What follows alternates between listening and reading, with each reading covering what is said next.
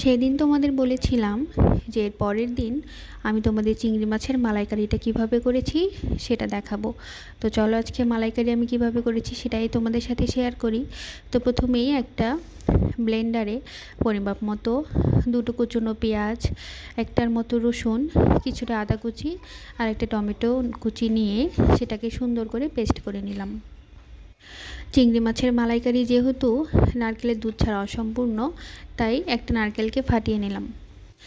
দেখো নারকেলটা কতটা পুরো আর একদম ফ্রেশ ছিল। যাই হোক, আমি এসব কাজে খুব একটা পটু না, তাই আমি নারকেলটাকে ঠিকমতো ছাড়াতে না পেরে পালমশাইকে দিয়েছিলাম। এবার পালমশাই বাকি নারকেলগুলো ছাড়িয়ে নিল। আর আমার যেহেতু নারকেল কুড়ুনি নেই, তাই এটাকে আমার ব্লেন্ডারেই পেস্ট করে নিতে হয়েছে। তো আমার পেস্ট করা হয়ে গেলে এরপর আমি আমার চায়ের ছাঁকনিতে করে সুন্দর করে এটার দুধটাকে বের করে নিয়েছি। এভাবেও না যথেষ্ট ভালো হয়। যদিও নারকেল কুড়ুনিতে দুধটা একদম সাদা হয়ে থাকে, তবে এটাও খারাপ না, কাজ সেরে যায়। তবে স্বাদে কিন্তু খুব একটা হেরফের হয় না। এরপরে এই তো আমি যে কয়েকটা চিংড়ি মাছের মালাইকারি করব, সে কয়েকটা চিংড়ি মাছ, সাথে কয়েক টুকরো কুচনো কাঁচা লঙ্কা, সেই পেস্টটা আর নারকেলের দুধটা পাশাপাশি রেখে দিলাম সব রেডি করে। এরপর চলে এলাম রান্নাঘরে এসে প্রায় ওই 12টার মতো চিংড়ি মাছ আমি এখানে ভেজে নিলাম। চিংড়ি মাছ অল্প তাপেই রান্না হয়ে যায়। যাই হোক, খুব অল্প সময়ের মধ্যেই সবগুলো চিংড়িকে উল্টে পাল্টে ভেজে নিলাম। ভাজা শেষে এটাকে একটা পাত্রে নামিয়ে রাখবো।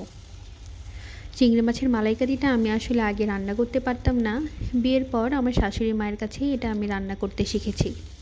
যাই হোক, এরপর সেই চিংড়ি ভাজার যে অবশিষ্ট তেলটা ছিল, সেই তেলের মধ্যে হাফ চামচের মতো জিরা আর কয়েকটা কুচনো কাঁচা লঙ্কা দিয়ে দিলাম। কাঁচা লঙ্কার জিরা থেকে একটা সুঘ্রাণ বেরিয়ে এলে এরপর আগে থেকে পেস্ট করে রাখা সেই পেঁয়াজ, রসুন, আদা আর টমেটোটাকে দিয়ে দিব। মশলাটা কষে এলে 1 চামচ ধনে গুঁড়ো আর 1 চামচ জিরে গুঁড়ো দিয়ে দিব। ও হ্যাঁ, এখানে কিন্তু আমি হলুদ, লবণ আর 2 চামচের মতো লাল লঙ্কার গুঁড়ো ব্যবহার করেছিলাম। এরপর মশলাগুলোকে কষিয়ে নিয়ে আগে থেকেই সেই নারকেলের দুধটা প্রস্তুত করে রাখা ছিল সেটা দিয়ে দিব। নারকেলের দুধটা দিয়ে বেশ খানিকক্ষণ ঢেকে রেখেছিলাম। যখন গ্রেভিটা ফুটে এলো, ঠিক সেই মুহূর্তে ভেজে রাখা চিংড়ি মাছগুলো দিয়ে উপর থেকে 2 চামচের মতো চিনি ছড়িয়ে দিয়েছিলাম। এরপর মিডিয়াম টু লো হিটে প্রায় 5 থেকে 7 মিনিটের মতো এটাকে আমি ফুটিয়ে নিয়েছি। আর গ্রেভিটাও আমার মন মতো হয়ে গেছে। ব্যাস, আমার চিংড়ি মাছের মালাইকারি একদম রেডি।